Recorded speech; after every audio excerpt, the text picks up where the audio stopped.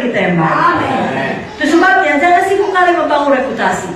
Karena kalau hanya membangun reputasi, tidak selamanya itu betul. Banyak orang bangun reputasi supaya dilihat orang baik saja.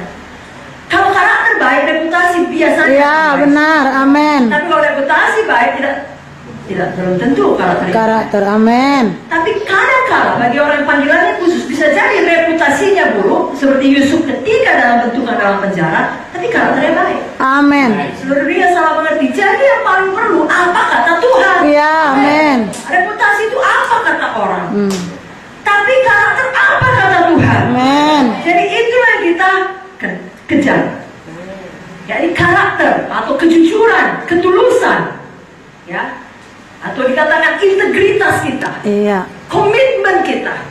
Biarlah situasi boleh berubah, integritas kita tidak berubah. Amin. Komitmen kita kepada Tuhan tidak berubah. Amin. Dan kata lain di saat susah, di saat sedih, ya, kalau anak-anak saya di Medan bilang sebelum menikah atau sesudah menikah, sebelum bekerja atau sudah bekerja, tetap Yesus nomor satu. Amin. Ada amin? Amin. Sebabnya, sekali lagi kalau Roh Kudus menegur kita ada hal-hal yang dimana kita harus bertobat, mari segera kita bertobat. Yes. Karena tak dapat tiada, sama seperti kita punya janji temu dengan penderitaan. Suatu saat semua yang tidak baik di dalam ini tak dapat tiada, suatu hari akan ketahuan. Haleluya. Akan keluar juga. Betapa baiknya pun kita pura-pura. Saudara bilang enggak, saya rapi menutupinya, enggak ada yang tahu. Saudaraku, kalau pun enggak ketahuan di dunia ini, sampai di nisan kita, di batu nisan kita pun ditulis orang paling baik sedunia. Tapi kalau pasti akan ketahuan. Nah, kalau ketahuan nanti di kekekalan itu sangat memalukan. Ya, nanti dipikir orang kita adalah paling hebat di dunia, rupanya enggak. Bagus di dunia dipikir orang kita nggak ada apa-apa. Di sorga Tuhan bukakan kebenarannya. Amin. Ya, karena Tuhan sudah berjanji, aku akan memunculkan kebenaranmu seperti terang dan hakmu seperti siang. Yes. Tapi Tuhan memang tidak pernah mengatakan di dunia ini saja pasti. Bisa jadi di dunia akan datang. Tahukah saudara, seperti kata Ibu Munte tadi, dunia akan datang, itulah yang sebenarnya.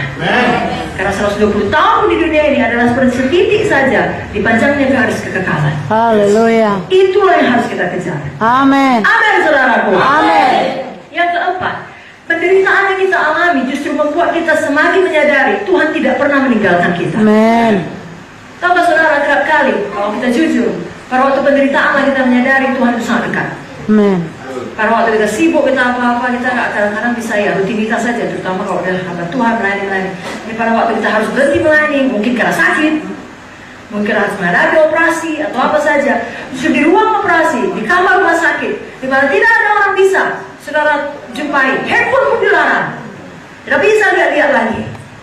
Nah, saudara mendekat pada Tuhan, dan saudara lihat Tuhan baik, Tuhan setia, Tuhan Amin. Saudara sadari Tuhan tidak pernah meninggalkan saudara. Amin. Amin, saudara. Amin. Tahukah saudara, dalam Kejadian 39 ayat 20-21 saya bacakan mengenai Yusuf.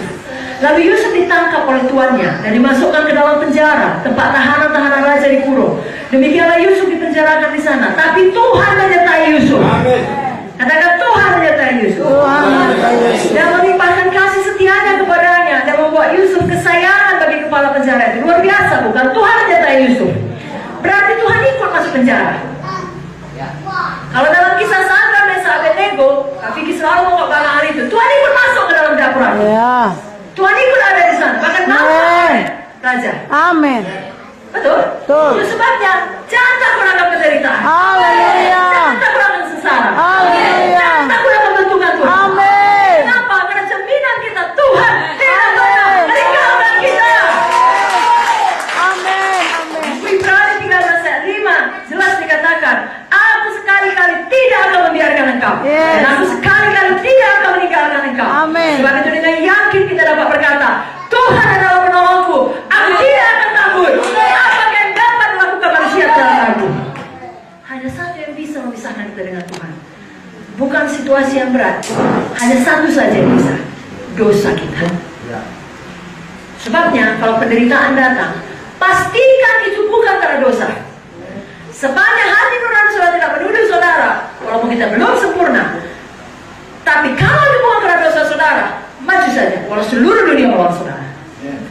Karena yang jelas Tuhan menyertai saudara. Amin. Tapi kalau memang ada bagian kita, ada dosa kita bertobat. Ada saudara. Amin. Dan tidak perlu marah pada Tuhan. Kenapa ini jadi? Karena memang hasil taburan kita. Apa yang kita tabur harus kita tuai, itu hukum Tuhan. Ya, bukan Tuhan tidak mengampuni atau tidak memulihkan. Sama seperti kalau ada seorang gadis, ya, masuk ke dalam dosa percabulan, dosa kenajisan, lalu hamillah dia di luar nikah.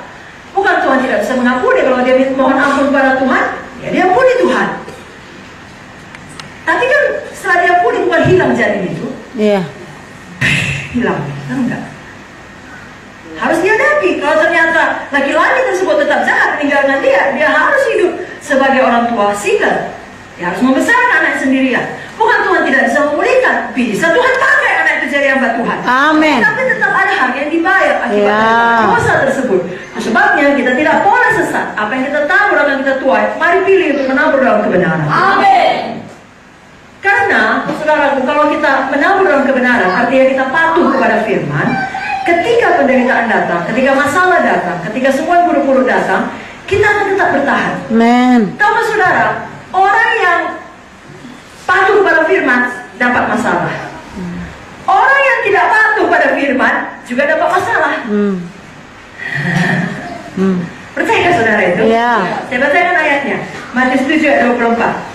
Setiap orang yang mendengar perkataanku ini dan melakukannya, ia sama dengan orang yang bijaksana yang mendirikan rumahnya di atas batu.